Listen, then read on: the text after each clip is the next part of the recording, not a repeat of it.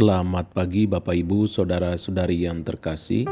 Salam jumpa kembali dalam kasih Kristus bersama saya Romo Ansel Olasoni dalam Renungan Harian Rabu tanggal 15 Juni 2022, Pekan Biasa ke-11.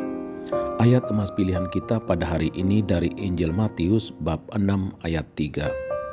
Yesus berkata kepada para murid-Nya, "Jika engkau memberi sedekah, janganlah tangan kirimu tahu apa yang diperbuat tangan kananmu." Kebiasaan memberi dan menerima dengan tangan kanan bagi kita orang Indonesia sudah bisa kita nilai bahwa perbuatan itu dilakukan dengan tulus ikhlas. Tangan kanan menggambarkan kesopanan, penghormatan, dan penghargaan terhadap diri kita sendiri yang memberi dan penghormatan kepada mereka yang menerima. Hidup ini tidak hanya menerima saja, walaupun kecenderungan manusiawi kita adalah selalu meminta dan ingin terus menerima.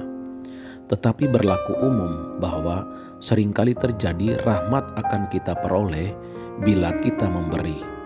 Jika kita memberi, maka kita akan menerima. Saat kita memberi, pada saat itu juga kita menjadi penyalur rahmat Tuhan bagi yang lain.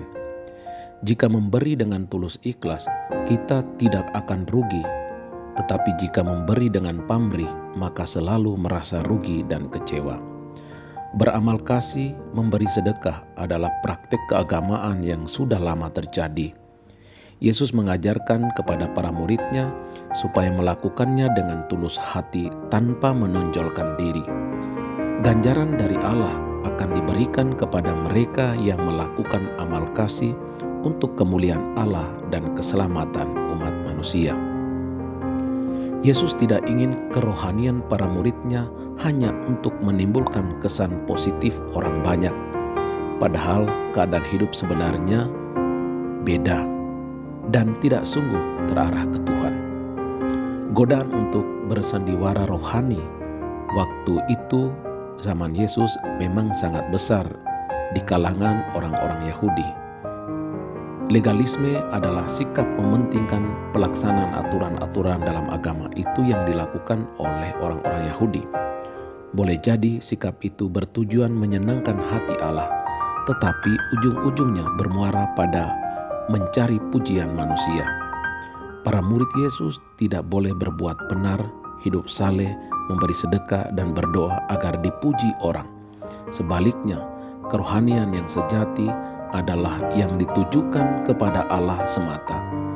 Orang yang mencari pujian manusia tidak akan mendapat perkenanan Allah dari kehidupan ibadatnya, kehidupan doanya, sebab motivasinya untuk memperoleh pujian manusia telah terpenuhi. Bapa di surga melihat ke hati kita. Ia tahu entah doa ibadat kita sekadar pameran atau tulus untuk memuliakan Dia. Bacalah Injil hari ini, temukan ayat emasmu dan sharingkan kepada sesamamu. Salam teriring doa dan berkat dari Romo Ansel dalam nama Bapa dan Putra dan Roh Kudus. Amin.